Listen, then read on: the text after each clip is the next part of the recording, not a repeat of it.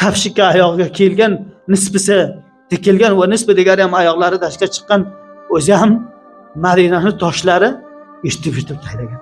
Hazrati Mus'ab ibn Umayr radhiyallohu ta'ala anhu Makkaning ichiga eng xushro'ytarin javon edilar. Chinon bir chiroyli suratlari bor edi, qaddi bor edi. Koloyki kiydi 200 dirham qimmati bor edi. Atriki urgan pillasiga ko'chadan bir kishi o'zi aytadiki, faloni javon o'tgan bu yerdan. Chinon bir rushd fikri bor ediki, chinon bir shikpo'sh edilarki, chinon bir xushro'y zebo narsalarni kiydilar. Vala islom ketirdi. Hazrat payg'ambar islom sallallohu alayhi vasallamning pahlulariga edi. G'azvoy Uhudga ham shahid bo'ldi, bayraq ham qo'liga edi. Va hatto payg'ambar buzurg islom sallallohu alayhi vasallam bir o'z ko'rdilarki, qolasini jonlariga yamaqi bor ekan, tarzimniki yamaqi bor, bir qolasini payvondini charmdan payvond bergan ekan. Mutoji bo'lsanglar bizda kulamiz. Agar jirobiki oq bo'lgandek bo'lsa, unga Qaroyev bilan tikkidek bo'lsa, hamma biz kulamiz mutoji bo'lsanglar. Qolaga payvondi charmdan berilgan ekan.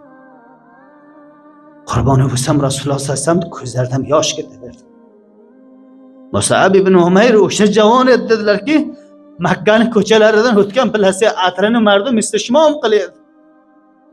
Kolalariki bu kiygiday bo'lsa mardum orzu qilaydi. Koshki shuni kolasida shikfoks ko'zam edim.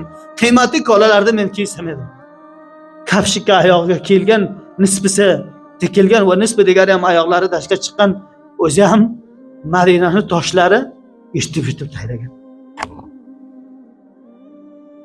Sizni shakli suratingizga islom muxolif emas, validar qiboli shuncha atru musaffo va fok va mutahhar bo'lishligi bizning muqobiliga aziz javonlarim, aziz nasli ukalarim, dindor bo'ling.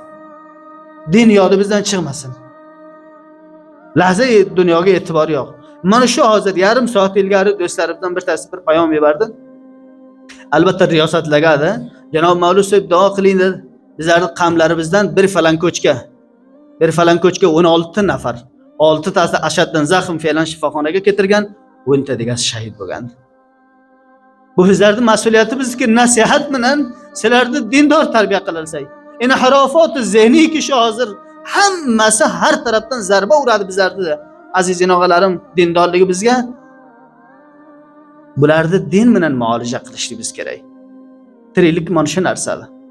Lihozo Alloh subhanahu va taolo hamma bizga, farzandlarimizga dindorlikni nasib qilsin. Allohim taolo o'lganlarimizni g'arq rahmat qilsin. Robbil alamin shahodatlarini o'zlariga olsa qabul aylantirsin.